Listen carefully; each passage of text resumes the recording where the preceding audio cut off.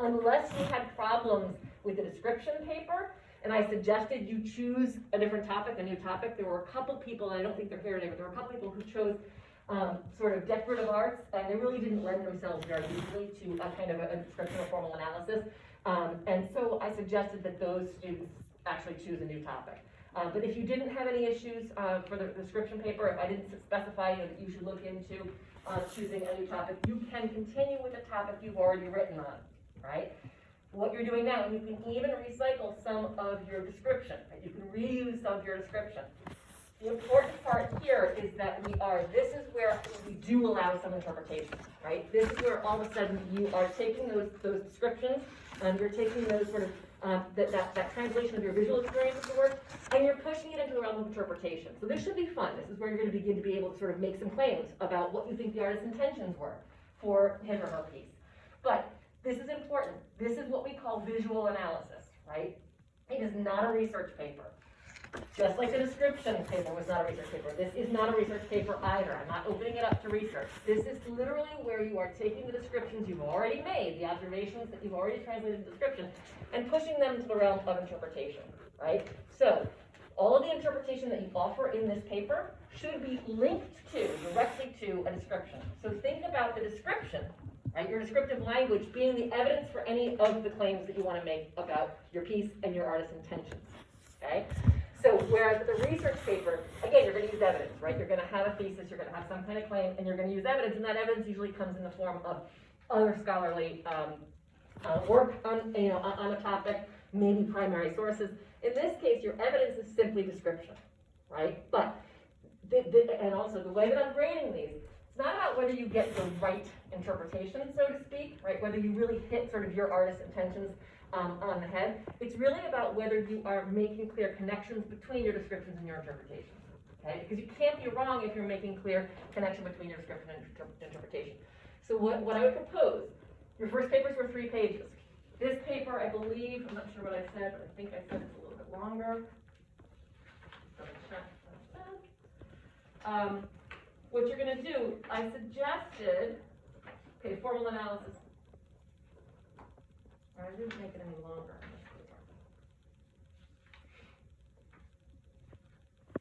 But I think you should probably see your papers increase in length because you're recycling a lot of description, but then you're also adding interpretation, right? So you're probably going to see this paper increase in length a little bit. I mean, I'm looking for around 4 pages is kind of what I'm thinking. You've got 2 pages of description, right? And once you sort of push that 2 pages of description into the realm of interpretation, that's likely going to double the length of your paper. It's sort of what I was anticipating. I used somebody else's formula for this, which is why. So, but I'm thinking, your papers are probably going to increase in length a bit. It's not so much about the length; it's about this idea of really trying to make a clear connection between description and interpretation. Most of you, I suggested, showed 3 visual elements of art. That was the formula I gave you for the first paper, and described each in roughly a page, right? So you've got about a page of description per visual element of art, 3 total. What I would like to see you do then is look at your description. Say you chose color for one of the visual elements of art that you wanted to describe. Reread the description, all the things you said about color, and see if all of those descriptions about color lead to one claim you can make about how your artist is using color, right? What your artist is using color to do, right? What are his or her intentions using color? Does he want to draw attention to a specific figure? Does he want to draw attention to a specific plane in depth? Does he want to create a specific mood, right, in the viewer? Does he want to, create a calm atmosphere? Does he want to create a jarring atmosphere? Try to reread your description and see if all of that description about color kind of all sort of lends itself to one specific interpretation, one specific sort of general interpretation about how your artist is using color. What are his or her intentions when it comes to the use of color in the piece, right? So if you see a lot of red, for example, usually an artist is using red to call attention to specific areas in a composition, right? If you think about sort of what colors you're tending to see. Think about what the color pattern is. Is it a lot of use of analogous colors, a lot of use of complementary color? Analogous colors, again, tend to create a calming effect. complementary colors tend to create a jarring effect, right? And if that's the case, why? You could even push, so maybe you find that your artist is using a lot of complementary colors. You've made the description that there's a lot of complementary red and green, for example, right? You've noted that's complementary. Now is the time to say, complementary colors tend to be used to create a jarring effect or a startling effect in the viewer, right? That's your first piece of interpretation. That's your first stage of interpretation, but you can even push that further in this paper, right? This fair game to say, so maybe your artist is using the complementary colors to create a jarring effect. Why might the artist want to create a jarring effect, right? If this is a scene, for example, of death, I don't know, I think, Lexi, did you do death of Alcestis? I don't know, and I can't remember the color pattern here, but let's say, maybe it's a scene of death. Maybe the artist wants to create a jarring, kind of unsettling effect in the viewer because this is a scene of death, right? So again, you've taken that description that your artist is using red and green. You're now saying that red and green are complementary colors.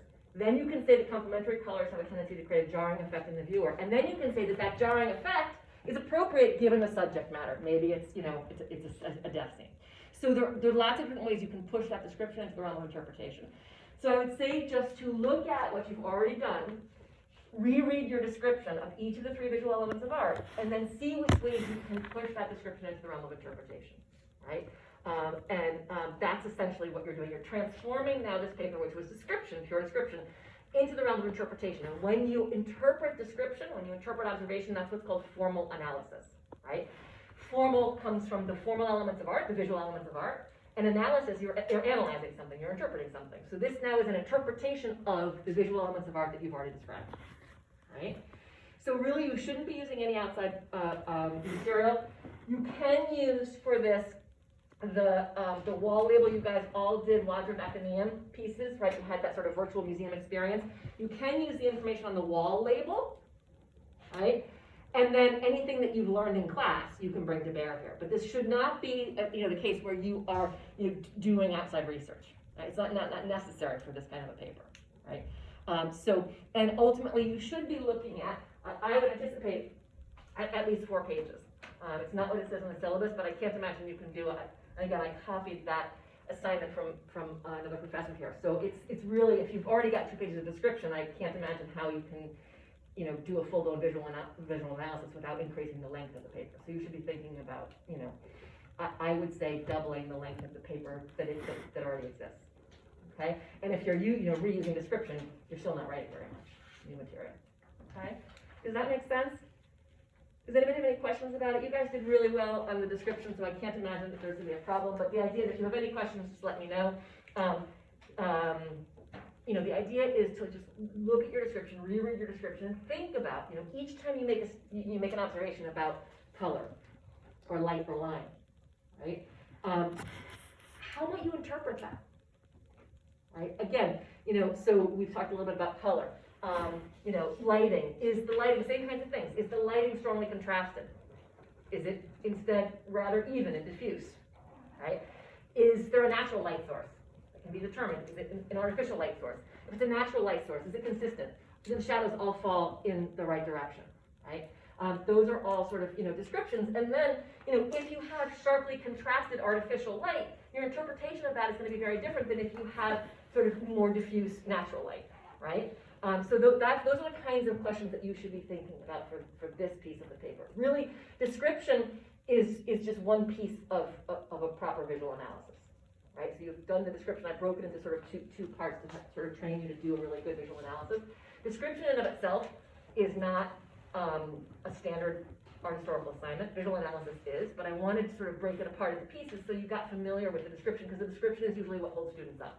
Right? They think it's too basic to say there's a lot of red being used in this piece. Right? So if I can train you to sort of really literally trust your eyes and just translate your visual observations into description, then you've got the description in place and you can provide the interpretation. Right? So visual analysis, standard art historical assignment.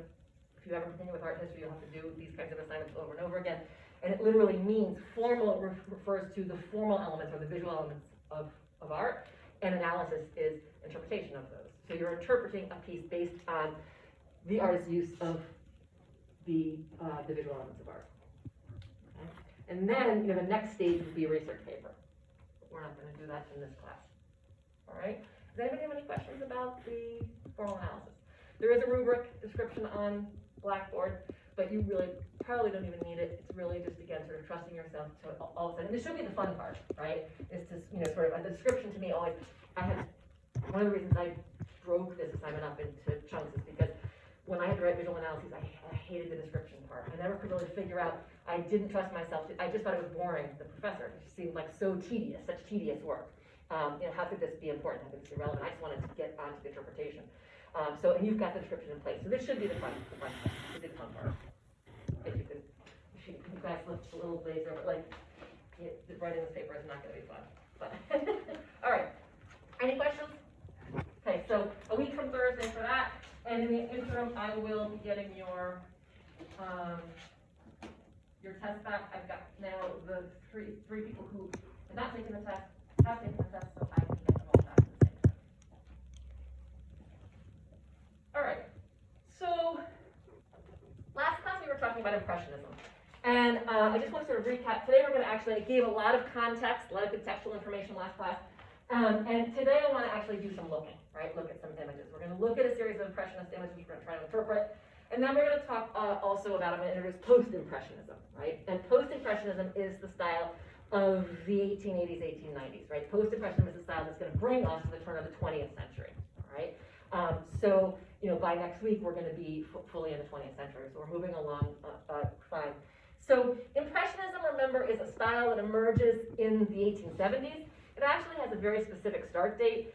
Impressionism, again, is a term that's coined in 1874. And 1874 is a huge date because 1874 is the date of the first Impressionist exhibition. So one of the things, there are a couple things that make the Impressionists unique. First is they are the first generation of artists to paint entirely out of doors, right? This really has never been done before. And it's never been done not because of lack of interest really in painting out of doors, but because of sort of, technical constraints. We talked about the fact that, oil paint tubes didn't exist, right? So you can't go out with your dried pigments and try to sort of be mixing those, with a binder into a paste and then trying to add solvent, so it just doesn't work outside the studio. You really need a team of people creating your paints before that. But now, all of a sudden, in the age of the Industrial Revolution, with the advent of oil paint tubes, with the advent of portable easels and rolled canvases, you can buy sort of unstretched canvas. You can pack all that stuff into a satchel, and importantly, you can get on a train and you can get out into the countryside. You can get out into the suburbs onto the motif. So the Impressionists were able to paint fully out of doors, and of course, that was critical to their enterprise because the Impressionist enterprise was to try to capture their subject, which you call a motif, their subject, bathed in light and atmosphere. Truth to optical reality, truth to, right, their visual experience of the motif. Understanding that figures and objects exist in the world bathed in light and atmosphere, right? We don't exist in sort of the rigid states of studio lighting. We exist bathed in light and atmosphere. And the way we look and the way objects look change is depending on light and atmosphere, right? And you guys have all experienced sort of, this, I think, at some point or other. If you are sort of in the middle of, a quad on campus, sort of a grassy field or something, bright, raking light, and you see a friend coming across, right, the quad in the distance, sometimes that light has the appearance of breaking apart that form. Light can actually, and this is one of the things the Impressionists understood, which is incredibly important, light can have the effect of dissolving form. Light, of course, doesn't literally do that, but it can effectively look as though it's dissolving form, right? When you see a figure or object in direct sunlight, right, out in the world, bathed in light and atmosphere, that light can look like it's breaking apart that form. And until that friend gets closer to you, if they don't take on a sort of coherent, sort of physical look. So the Impressionists are trying to be faithful to these qualities, right? To the way light changes the way figures and objects look, to the way atmosphere changes the way figures and objects look. Figures and objects are going to look different, right, on a bright sunny day than on a dark rainy day, right? We know that. So that's what the Impressionists, that's their sort of enterprise, right? And so to get out on the motif is critical. The second piece is that the Impressionists have to work quickly. Because of this enterprise, they have to work quickly because light and atmosphere change quickly, right? According to time of day, you know that light is different, quality of light is different in the morning than it is at noon than it is at dusk, right? We actually have expressions, right? Sort of the magic hour, the golden hour, right? The hour before dusk, the hour before sunrise. Understanding that, those expressions suggest that light, again, changes the way things look. We all love that sort of, that quality of light during that golden hour, that magic hour, right? There are makeup mirrors that try to replicate like what that looks like because, you have this sort of, they cast this beautiful glow. So the Impressionists are trying to replicate those qualities of light as they change. And in order to do so, they have to move quickly, they have to work quickly, right? To set down the basics of a scene, the way it appears to them before the light and atmosphere shift. So, all of these criticisms, the Impressionists' lack of finish, the biggest single criticism of Impressionism as Advent was lack of finish, right? We said these are mere, the expression was always, these are mere fragments, these are mere sketches, these are mere impressions. They're not finished paintings, and they shouldn't be exhibited as finished paintings. They shouldn't be exhibited as such, because academic critics had come under the spell of that academic surface, right? That lit, smooth, polished surface. But even if Impressionists wanted to create that polished surface, that academic surface, time wouldn't allow it, right? Because light and atmosphere are changing before they'd be able to, right? Smooth out the canvas, the surface of the canvas accordingly, okay? So that's the Impressionist enterprise. And then the final piece of Impressionism, so that's the technique, right? Working quickly to replicate visual experience of the world, the way things look to the artist at a specific moment under specific light and atmospheric conditions, right, before they change. The artist has to work quickly, hence the sketch-like technique, the loose brushwork. We call the brushwork color patches, right? You can actually see, we've talked about loose brushwork before, but this brushwork is entirely different. Here we're actually looking at very clear, right, strokes of paint. We can imagine the paintbrush being drawn across the surface. We can count how many times the paintbrush touched the surface of the canvas. So we call these color patches. Contemporary critics called them tongue lickings, as if the artist's tongue was being dragged through the paint. Obviously that was a term used derisively. But color patches, right? These large, loose areas, right, of relatively pure color. One other thing, so that's technique. One other thing that I should point out, because now we're getting into the so-called modern period, is that the Impressionist artists, and in this case, Manet being the first among them, I cautioned you about lumping Manet in with the Impressionists too much. But Manet and the Impressionists are the first artists not to underpaint their canvases. And this is important. So standard pictorial practice would be, you're in the studio, you've got an apprentice working up your paints, creating your paints. You've now primed and stretched your canvas, okay? And then you underpaint the entire canvas before you start working on it. Usually with old masters, the underpainting is a kind of a brown tone. So the entire image is painted in this kind of neutral brown color, right? And then the first marks, the first strokes are added to the surface of the canvas. What this means is that old masters, including Courbet being in this regard the last of the old masters in terms of technique, Courbet worked from dark to light, right? Think about it, you're starting from brown, as opposed to from white canvas, so you're working from dark to light. In that case, which colors are going to be the most thickly applied in an old master painting, right, or in Courbet? What are the colors that are going to be the most thickly applied, that are going to have the most buildup of paint on the surface of the canvas? If you're working from dark to light, where are you going to need to add the most paint? Ian? Yeah, the light colors, and white, first and foremost, among them, right? If you need to use white as an old master, you need to add a lot of paint because you need to cover up. Think about just if you've ever painted the walls of your bedroom and say they were brown and you're trying to get white. Think about how many coats, how many layers you have to do, right? If you're going from white to brown, sometimes one layer will be, one layer will be enough. It's the same thing with old master painting. If you're working from dark to light, you need a lot of heavy buildup of paint on the surface of the canvas where you're applying lights and whites.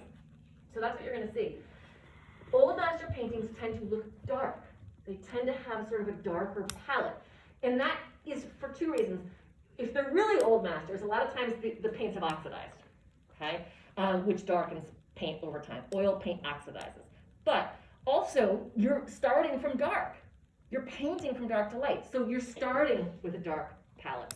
So old master paintings tend to look darker. A lot of students will go into a museum, like the Metropolitan Museum of Art, and will walk into an old master gallery and they'll be, oh, these paintings they're so dark.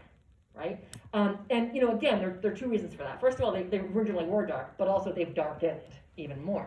But One of the things about Manet and the Impressionists is they didn't underpaint their canvases. So they're the first generation of artists, and this is another one of the arguments for Manet being the first modernist artist, because technically they work as modern artists work, not underpainting their canvas, applying paint directly onto the white canvas.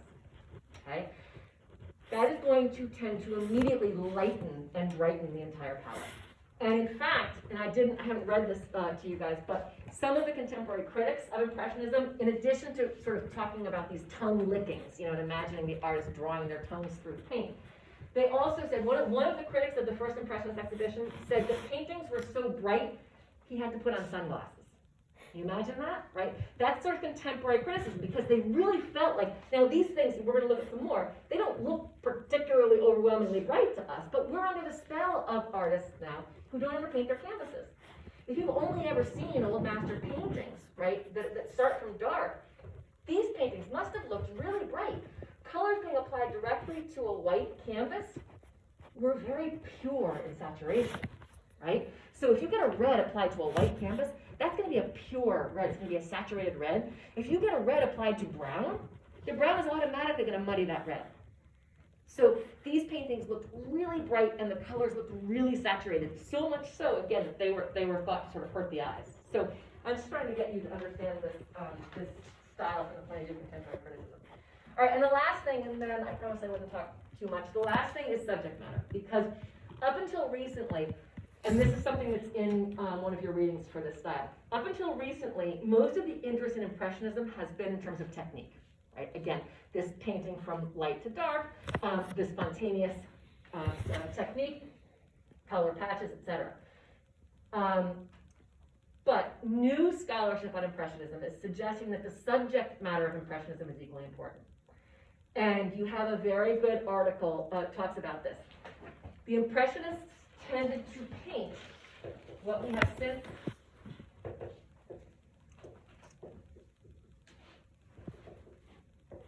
come to call the spaces of modernity, right? New modern subjects, but particularly, right, subjects that emerge in the aftermath of Osmanization. Remember that that sort of the modernization of the city of Paris in the Second Empire? And we have all new broad tree-lined boulevards, lined by cafes, right? We have a brand new in 1874, new Paris Opera House, where we see the ballet, right? We have new racetracks for horse racing in the suburbs of Paris. Right? We have new concert halls, right, for sort of cabaret. So all of these are considered spaces of modernity. These new spaces that really emerge in the aftermath of the Osmanization of the city, in the aftermath of the modernization of the city. Spaces that really didn't exist before the modern urban experience, right? We didn't have cafe life before this. We didn't have broad tree-lined boulevards that you could promenade on, right, before this. We didn't have mass transit, those horse-drawn omnibuses. We didn't have opera houses and racetracks, okay? So these new spaces are the spaces the Impressionists are going to explore, and that's important too. Right? Because again, it speaks to living in this modern urban environment for the first time. Okay? Now, Impressionists are tending to look at Osmanization through rose-tinted sunglasses, meaning they tend to be positive about it. They tend to see the upside of this mass industrialization, modernization of the city. But remember, there were definitely losers. There were definitely those that were disenfranchised by this modernization. If you're going to create broad tree-lined boulevards that are going to arc their way through the city, you've got to level old neighborhoods to make way for those. So there are absolutely people that are disenfranchised. And those tend to be the subjects of the naturalists, right, the sort of generation before. But the Impressionists are going to tend to look at, remember, sort of middle-class urban and suburban leisure subjects. Okay, but these new spaces are important. That bulb, that's what we're at. Maybe it's just...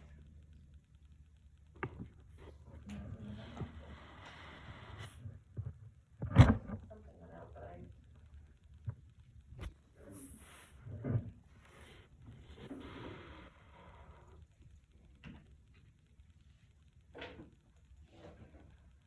sometimes see that happen, but like just through those points where you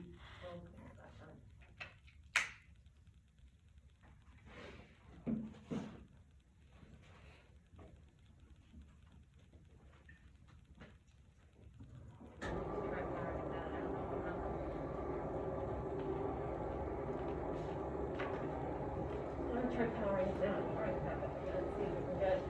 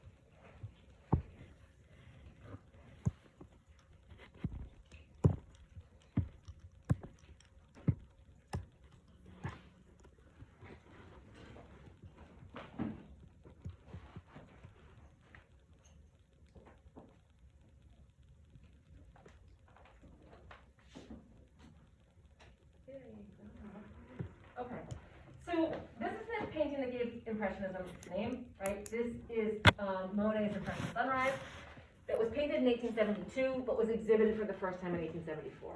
Critics came to the first Impressionist exhibition and saw this painting and dubbed the group the Impressionists. Right? Again, there is a term initially, the idea that these paintings were mere impressions, never been exhibited as finished paintings. I want to show you another painting, an impressionist painting from 1874, that is very famous. Looking at the painting on the left, right? This is a detail, and I'm using this for a specific reason. But this painting on the left is called the Boulevard des Capucines, and it's important for a number of reasons. Right?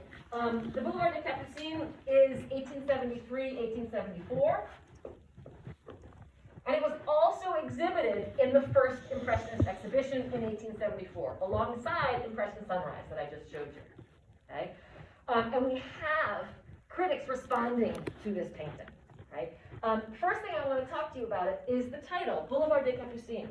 This is taken or painted from the vantage point of the top story of number 35 Boulevard des Capucines. So we know exactly where Monet was when he painted this painting, looking out the window of number 35 Boulevard des Capucines, down on the boulevard. Okay? And the top story of 35 Boulevard des Capucines was a studio that belonged to the photographer Nadar. It's the very same studio in which the first Impressionist exhibition was held. So this is really interesting painting because it is painted from the perspective of the window in which you're standing when you're attending the first Impressionist exhibition, right? So this painting, again, is the view from the window of 35 Boulevard des Capucines, which was the venue for the first Impressionist exhibition. So the subject is really important. First of all, again, taken from the window of the studio that was used in the first Impressionist exhibition. And also, the subject matter is one of those new boulevards, one of those new Haussmann boulevards, right? Those broad tree-lined boulevards that are now arcing their way through Paris. And here we see one of those broad tree-lined boulevards. We can see a number of things about it. This is a painting that, while it's impressionist in technique, actually speaks to these spaces of modernity, because you can see, right, here on the left, you can see this broad boulevard. You can see how wide it is. You can see that it is indeed tree-lined. There are trees running down the center, right, of the boulevard. And breaking that space into the boulevard itself, here are all these horse-drawn carriages, right? And then the pedestrian space, the space of those broad sidewalks that are going to become cafe-lined in warmer weather. So we have these broad sidewalks, right? And then we have a tree barrier between the pedestrian space, the sort of cafe space, and the actual roadway. So you can see a lot about sort of the design, right? The sort of intentions behind the engineering in this period. And you can also see a couple of these buildings right here that are those 6-story buildings that Haussmann also made possible, again, through zoning laws that prohibited buildings from being taller than 6 stories. So this is very much the way that Paris looks today. And this boulevard leads directly, right here, just out of view, is a big, what we might call sort of a square, called the Place de l'Opéra. And it is on that square that the brand new opera building that was opened in 1874 is. And it is in that opera building where Degas is going to go and paint ballet dancers, his famous ballet dancers. So this is a really interesting painting because it encapsulates a lot about this moment, right? 1874. This is the moment of the First Impressionist exhibition. It's the moment of the opening of the Paris Opera. We're at the end of the period of Haussmannization. We're 2 decades in now. So we're seeing, right, the sort of the finished product, if you will, for the first time. And so, we're seeing people out enjoying, right, the sidewalk, even in winter, enjoying the sidewalk that sort of Haussmann has provided. So, this is very much, again, the Impressionist sort of painting these spaces of modernity, but painting them from the point of view of optimism, right? That these are spaces that we can enjoy. Okay, so there's a sort of sense of optimism for the future. Having said all that, talk to me a little bit about technique, because one of the critics in the First Impressionist exhibition was talking to somebody who was leading him around, and he looked at this painting and he said, something like, I have the exact quote, I need to read it. Pray tell me what those innumerable black tongue lickings are in the lower register of the canvas. So he's talking about this, right, what I have brought to you in detail. He's looking at this painting and saying, pray tell, what are all these innumerable black tongue lickings, right? Could not fathom, right, what he was looking at or how to make this out, okay? What are those innumerable black tongue lickings? India? People, right? We can see that today. But you have to imagine, if you've come across this painting for the first time, having only ever really looked at academic painting, and we've seen examples of that this must have looked very strange, right? And here are the details. Here's the detail. When you look at this detail, you can't make out any of the illusion here of this image if you're just looking at that. You have to take that detail in context, in context of the larger image, in order to be able to recognize what you're looking at. So this is the point I want to make. What's happening here is that the technique of painting with visual brushstrokes on the surface of the canvas, recognizably paint on canvas, is beginning to interfere with the illusion that those strokes represent. And that is critically important because that's what happens in modernism. So all of the painting styles that we've looked at so far, starting with the Renaissance, have been about creating an illusion of reality, right, that is persuasive. And never, ever, ever are the physical materials of painting, paint and canvas, supposed to interfere with that illusion. That's why, right, that sort of polished surface is so highly prized, because we don't want to recognize paint as paint, because that interferes with what the paint is supposed to represent. If we see it as paint, we can't see it as person, right? So all of a sudden what's happening is that these artists, beginning with Manet, I would argue, and a lot of other art historians argue, and the Impressionists, these artists are beginning to allow for the materials of painting to be visible on the surface of the canvas. They're not trying to hide those things anymore. They're not trying to use techniques, right, like single point perspective or atmospheric perspective or modeling and light and shade and chiaroscuro to try to hide the fact that painting is flat and it's made of paint on canvas. They're all of a sudden embracing those sort of the previously considered limitations of painting. And the reason for that is photography. We've talked about that, right? Because the camera can do it better, faster, cheaper. The point is there's no point to compete. So let's do something else, right? Let's call attention to the physical materials of paint and the process of painting. And maybe that's interesting. So that's Impressionism. Tell me briefly what time of day it is. Again, with all Impressionist works, you should be able to look at it and tell me light and atmosphere, right? So in other words, what's the quality of light, what time of day it is, and what's the atmosphere, what type of weather. Atmosphere means weather, right? So what are we basically looking at, right? Abby. It looks like it's early morning. Yep. Like a really just cold winter day. Yeah. And what's so cold, but is what's sort of the atmosphere? Is it crisp and cold, or is it sort of damp, mist-infused weather? What would you say? Nehemiah?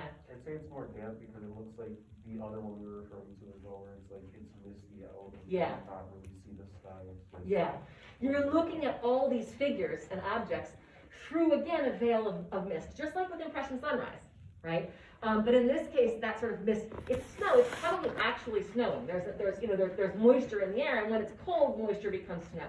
You know, it's probably actually snowing, right? But this is definitely sort of a cold winter day, but it's not one of those crisp, clear, right, sunny winter days. It's a damp, sort of mist-infused winter day, you know, again, likely sort of snowing or about to snow. And we're looking at all these figures and objects, again, through that veil of atmosphere. And that's why they don't look crisply delineated, right? Because they wouldn't look crisply delineated under those light and atmospheric conditions, right? And the impressions are gonna try to be faithful to what you know, their visual experience of a scene, rather than to what they know to be true, right? So impressionists know that figures don't actually look like this, right? But separating what you know to be true conceptually from your perceptual experience is what the impressionists are trying to do. And it's hard, imagine, right? Really trying to just paint what you're seeing and not what you know to be true about those figures and objects, right? That's what the impressionists are trying to do. You know, they know,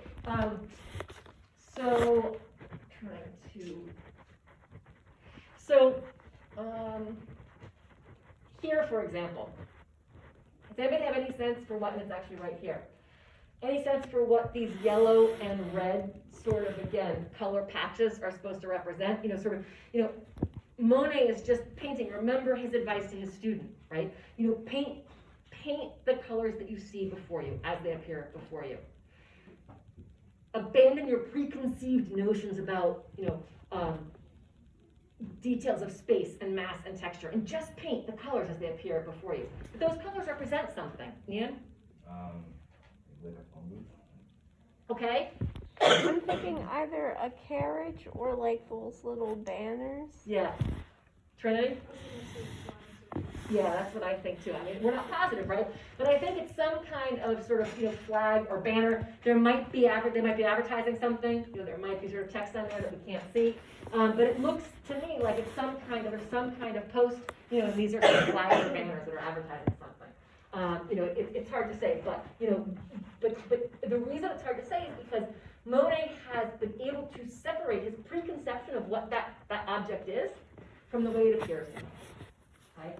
And he's painted it just as it appears to him. All right, I want to show you another one. This is one of the most famous Impressionist works. And as a result, we're going to spend some time on it. Show you this briefly first. This is also Monet, and this is an early Monet. It's actually before the Impression sunrise. It's called On the Banks of the Seine at Bennecourt. Dates to 1868, so before the first Impressionist exhibition, before Impressionism even has a name. Well, what do you notice here? So first of all, tell me about it in terms of subject. What is Impressionist about its subject? Right, what do we say about Impressionist subject? So what is the subject here, right? So the painting is called On the Banks of the Seine, Bennecourt. The Seine is the river that cuts its way through Paris, but it also leads out into the suburbs to the west of the city. Okay? And Bennecourt is one of the suburbs of Paris, right? So this is, again, sort of an adjacent suburb of Paris. And what are we looking at? What's the subject here? India. It's, well, there's obviously a woman looking out onto it, but the subject in terms of the space is like the bank, but also like a little, like, townscape over there. Okay. And what's happening here? I mean, so, you know, how describe the subject more? Yes, this is, again, it's a riverscape, it's the Seine, we know that, right? As India says, we see some of the buildings in the village of Bennecourt, right, on the opposite bank. But what are we actually looking at? What is the subject of this painting, right? We're looking at a young woman sitting on a bank, right, a sort of flower-strewn bank. There's a boat, right, sort of, you know, docked on the bank in front of her. Yeah. Leisure time activity. Yeah, I mean, this is, you know, leisure time activity. This is the kind of thing that a well-to-do, a middle-class Parisian would go out, you know, on a Saturday or Sunday afternoon to Bennecourt and sit on the bank of the Seine, maybe row a little bit, right, on the Seine, and then retire to a cafe and have some wine before heading back to the city. I mean, this is modern leisure, It's what we're looking at for the first time, right? And it's leisure really that didn't exist before that, because remember, these very people who are enjoying the banks of the river are probably not those people that live there. These are Parisians who come out to the suburb to spend the afternoon. Okay? And in order to be able to do that, they're relying on steam technology. They're relying on the train from Paris, maybe from the Gare Saint-Lazare, to take them out into the countryside, to take them out into the suburbs. So, this is middle class suburban leisure. This is sort of the typical subject of impressions, right? And ostensibly, this is her boat, right? She's just banked it, and she's gotten out to sit on the bank, right, and enjoy the view for a little bit. I mean, sort of the epitome of leisure. We see other figures here doing the same thing on the opposite bank. They've also sort of, banked a similar style dory on the opposite bank and are sitting again and sort of enjoying the view. We see the town is empty of figures, again, suggesting that this is probably a weekend, so we don't have sort of the weekday hustle and bustle of labor in town. This is Sunday afternoon leisure time activity. Light and atmospheric time of day weather here. Nehemiah. It's a nice, clear sunny day. So now we have a very different kind of atmosphere than what we had in Boulevard des Capucines, right? Or even Impression Sunrise. This is, again, bright sunlight, midday sunlight, more than likely. We have a bright blue sky. It doesn't look like there's really much of a cloud in the sky. So it's, again, sort of crisp, right, and warm. This is sort of, a beautiful summer day. And what's the direction? Where's the light coming from? Everybody see? If we look, for example, look carefully, do some careful looking, right? Look over here, in this lower left corner. Look at this tree trunk. And look at the sort of back of the woman. Where's the light coming from, India? The upper left corner. Yeah. The light is coming from the left, right? And it's hitting her back. And we know that because if you look at the tree trunk, right here, on the left of the tree trunk, we have these 1, 2, 3, 4 color patches, right, of a warmer brown paint that suggests light, right, dappled sunlight hitting the left of that tree trunk, right, being filtered through all of these leaves and hitting that tree trunk 1, 2, 3, 4 times. Whereas the right of the trunk is cast in shadow because the light is coming from the left, right? Look also, where you see other evidence of that. So start to sort of look a little bit more carefully at what all of these sort of color patches actually come to represent. And sometimes it's hard because, again, we are under the spell of more sort of finished or polished realism. But what else do you see here? Where else do you see the evidence of the fact that light is coming from the left? Lexi? The back of like her dress is more animated. Yeah, it's interesting. Look at the back of her neck. Right? You can actually see a stroke, a couple of those, again, sort of tongue lickings, right, of that lighter brown paint running, right, just down vertical strokes on the back of her neck, suggesting that the sun is hitting the back of her neck, right, sort of interesting. And you can imagine, and the back of her dress, as Lexi said, right, you can imagine, it feels good, right, sort of imagine, sitting on the bank of the Seine and having that sun hit your back on the back of your neck. You can sort of start to imagine what that feels like. But also look at this, right, look at this patch of grass. She's sitting on a patch of grass.